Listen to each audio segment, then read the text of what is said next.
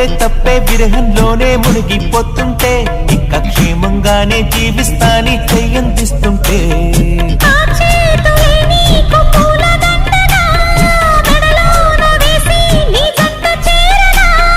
నా చూపు సూత్రంగా ముడిపడగా నా చూపు చిత్రాల రాజమేలనా